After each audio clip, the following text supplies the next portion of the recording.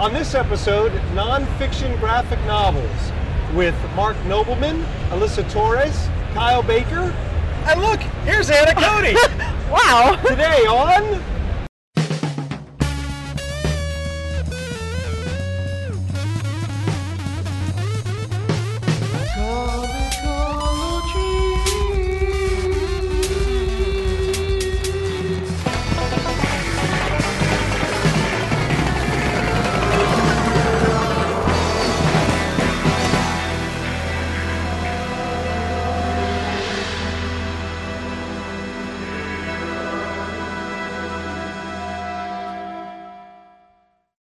Welcome to the show.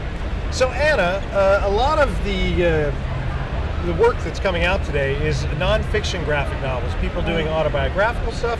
We're taking moments out of history. Right. And we've got three great people on the show today. Yeah. I had a chance to talk to Marc Nobleman, who wrote Boys of Steel. Would you like to see some of it? Yeah! Oh, the enthusiasm for non-fiction graphic novels is swelling here in the studio. Let's see our interview with Marc. It's hot in here. We're here today talking with Marc Tyler Nobleman, who is the author of a brand new book called Boys of Steel, the creators of Superman, which is an all-ages story of Joe Seigel and Shuster. It's Jerry Seigel and Joe Shuster. Right. Marc, how did this? This is going to be published by Random House, Knopf, the Knopf imprint, and it's going to be late July. Late July, this will be available. Yes. This is a special galley copy. It'll actually be in hardcover when it comes out. And how did this come about? How did you decide to do this storyline? It's great, by the way. Thank you. Well, I've been a freelance writer for 10 years.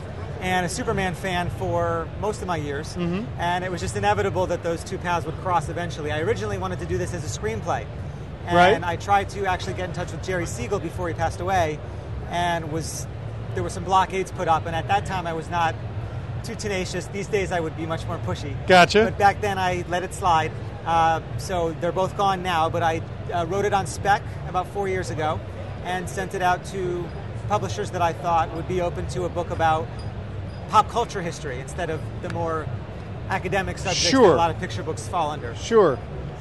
That's how it came about. That's great. And now what kind of research did you do on it? Well, actually, funnily enough, I did a lot of the research after I'd already written the manuscript. It sounds strange, but I based the manuscript on a few interviews that they gave in their later years. And then once I sold it, I went back and refined it. I did some more research through the Golden Age Network, as they say, the people that are still alive that knew them.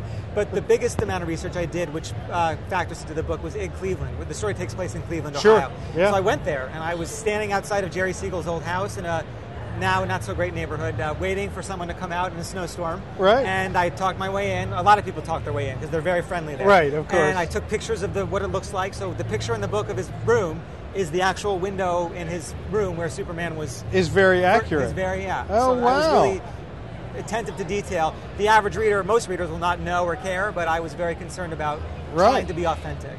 Wow, that's great. And is this going to be the beginning of a series of things like this, or? Well, people have asked. I've looked at other creators to see if there were stories that I wanted to tell. Yeah. There is one, and that's Bill Finger, the uncredited co-creator of Batman. Siegel and Shuster is a story of two boys against the company, basically, which is sad but true. Right. The Finger story is a story of two guys kind of against each other, with the company above that. Right. Because Bill first worked for Bob Kane, the cartoonist, who in turn worked for what became DC. Yeah. So that's going to be a trickier one, but I'm just as passionate about that as I am about this. In fact, that one is even a little bit more important because that's never been done in any format. Right. That story needs to be told. So I've got that in the hopper, and then I'm doing my next books after that are all the similar high interest but low profile nonfiction, meaning stories that people don't know the background of. They know the surface. Everybody knows Superman, but very few people know how he was created. And that's what I look for my nonfiction. So I've got a World War II story, I've got an Olympics story, and then something that's pretty timely related to Afghanistan. So all over the map. Oh, all right. And can you talk a little about Ross MacDonald, the illustrator? Well, for starters, I haven't met him. Okay. We've only communicated through email, and even that was only after he was done.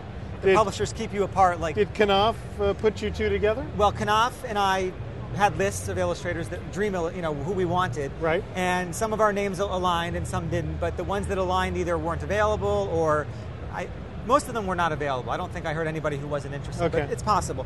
But Ross was someone that we came to at one point during the process, and we both loved him equally. Right. And he's perfect for it. He's got that Art Deco style down.